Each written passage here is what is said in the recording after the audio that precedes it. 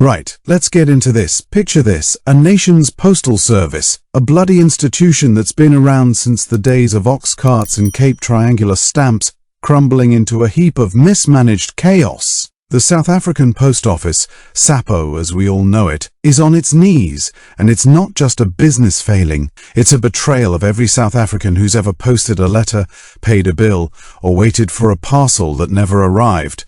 This isn't just a story of a struggling company, it's a story of corruption, incompetence, and a government that's let an entire nation down. So, settle in, and let's unpack the absolute shambles that is SAPO's financial crisis. Fair warning. This is going to make you piss off, and I'm not holding back. Let's start with a bit of history, because you can't understand the mess without knowing where it began. SAPO's roots go back to 1792, when some dude at the Castle of Good Hope in Cape Town decided to set up a post office. Fast forward through the centuries, and by the apartheid era, SAPO was a machine. Over 1,400 branches, postcodes in 1973, airmail to Britain by 1945. It was the pride of the nation. A proper lifeline for communities, especially in the rural sticks where private couriers wouldn't dare tread. Sure, it wasn't perfect. Apartheid meant black South Africans got the short end of the stick with limited access to services, but operationally, it was a well-oiled machine delivering letters and parcels with a reliability that made you proud to be South African. Now, fast forward to 2025, and what do we have?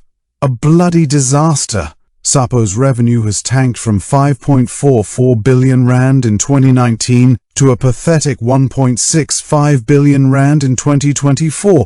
That's a 70% drop, folks! They're drowning in 4.4 billion rand of debt, technically insolvent, and only kept afloat by government bailouts that total over 10.3 billion rands in the last 9 years. 10 billion rand. Let that sink in. And what do we have to show for it? Branches closing left, right and centre, 366 shut down in 2024 alone, mail piling up for months, and a workforce that's been slashed by 4,700 jobs. It's a national disgrace, and the ANC government's fingerprints are all over it. So, what's gone wrong? Let's start with the rot at the core, corruption. SAPO's been bleeding money, and it's not just because people are sending fewer letters. Back in 2016, Public Protector Thuli Madonsela dug into a dodgy 70 million rands lease deal for SAPO's head office. Overbilling, irregular expenditure, the works. No one went to jail, of course, because that's how things roll in this country. Then there's the small matter of SAPO failing to pay over 600 million rands in pay contributions to SARS. That's not just mismanagement, that's illegal. And don't get me started on the employees' medical aid, pension and UIF contributions that haven't been paid either. These are real people, workers with families, getting shafted while someone, somewhere, is pocketing the cash. On X, people are fuming, and rightly so. One user posted, "The ANC's turned SAPO into a piggy bank for their mates. It's a cultural loss, a national tragedy." Couldn't have said it better myself. What do you reckon? How does it feel to know your taxes are propping up this mess? Then there's the incompetence. Oh mate, where do we even begin? SAPO's leadership has been a revolving door of acting CEOs and political appointees who couldn't run a bath, let alone a postal service.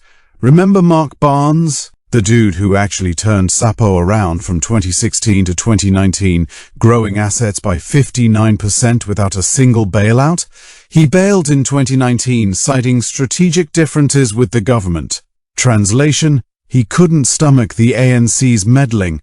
Since then, it's been one disaster after another. The current acting CEO, Fatima Ghani, is banging on about a 1.7 billion rands paper profit in 2025. But let's be real, when 80% of your branches don't even answer their phones, and you're still technically insolvent, that's not a profit, it's a fairy tale. And don't take my word for it.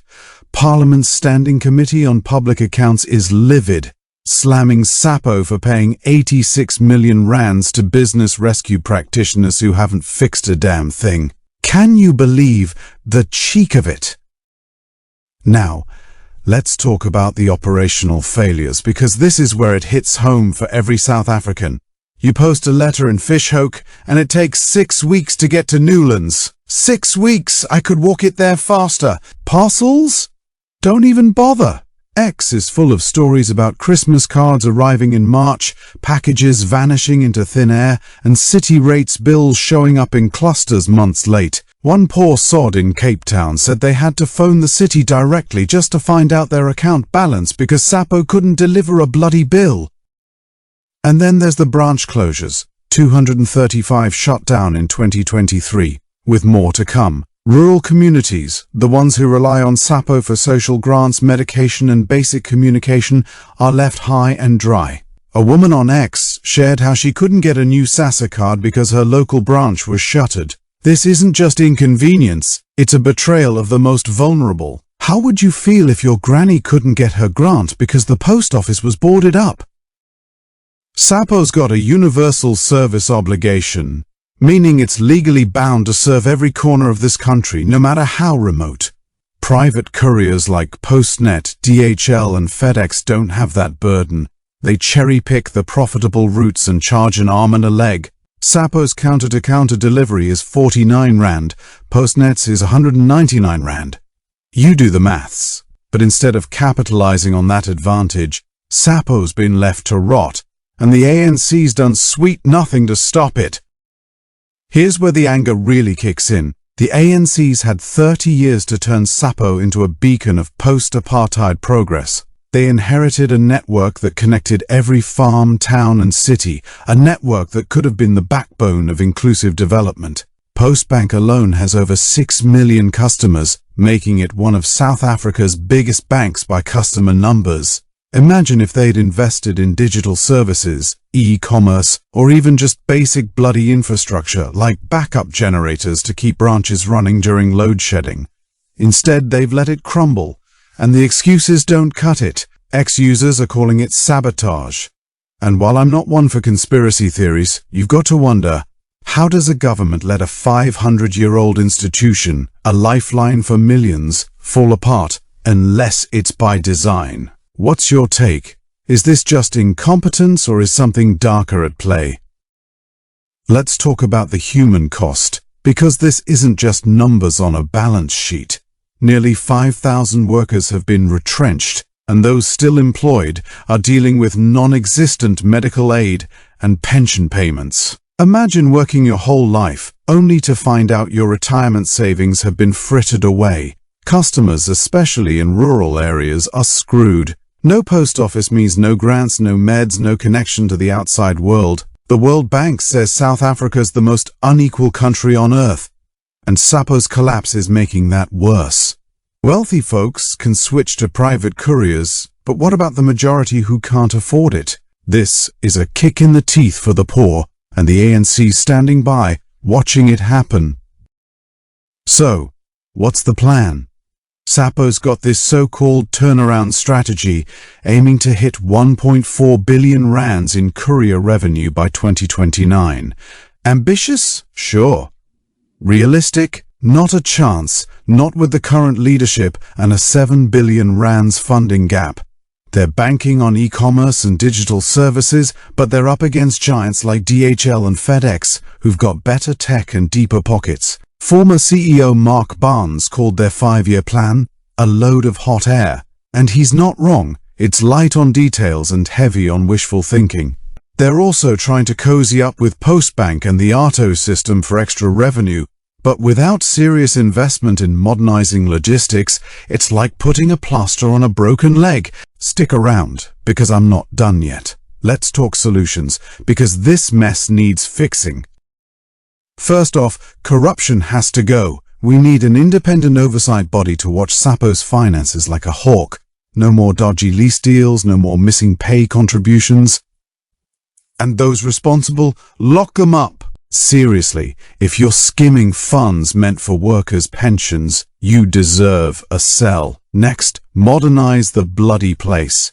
Get proper IT systems, backup power and staff training so branches don't grind to a halt every time Eskom flips the switch. Partner with private couriers for last-mile delivery. Use their expertise but keep SAPO's public service mandate intact. And for heaven's sake, stop with the cadre deployment. Hire leaders who know what they're doing, not ANC loyalists looking for a cushy gig. Ex-users are screaming for merit-based appointments, and they're spot on. Who do you think should be running SAPO? Someone with a track record or another political mate? Now, here's the hard truth. None of this happens without public pressure. The ANC's been getting away with this for too long, and it's time we hold them accountable. SAPO's not just a business, it's a lifeline for millions, a piece of our history, our culture. Losing it is like losing a part of who we are as South Africans. So, what can we do? Start by talking about it. Share this story, get it out there, write to your MP, demand answers. Support campaigns to save rural branches because those communities deserve better. And keep an eye on SAPO's turnaround. Don't let them sweep this under the rug.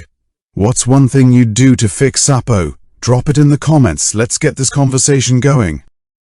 Before I wrap up, let's talk about the bigger picture. SAPO's collapse isn't just about mail, it's a symptom of a government that's lost its way. The ANC came to power promising a better life for all, but 30 years later, we've got SOEs like SAPO, SR and Eskom in tatters, and the poor are paying the price. It's not just incompetence, it's a failure of leadership, a failure of accountability, a failure to put South Africans first. We deserve better. We deserve a postal service that works, a government that delivers, and leaders who don't treat the public purse like their personal ATM. Are you as fed up as I am? Let me know, because this isn't just a rant, it's a call to action. Right, here's the deal. If this hit home, if you're as angry about SAPO's collapse as I am, then do something about it. Subscribe to the channel, costs you nothing, takes 2 seconds. Hit that like button. Share this with your mates and drop a comment with your thoughts. Every bit of engagement helps keep this issue alive. If you're feeling generous, support us with a super thanks donation, or just let the ads play for at least 30 seconds. It keeps the lights on. Better yet, join the channel membership to back this kind of hard-hitting content. We're not just talking about a post office, we're talking about fighting for a South Africa that works. So, go on, do it now, subscribe, share, comment, let's make some noise and demand better. Because if we don't, who will?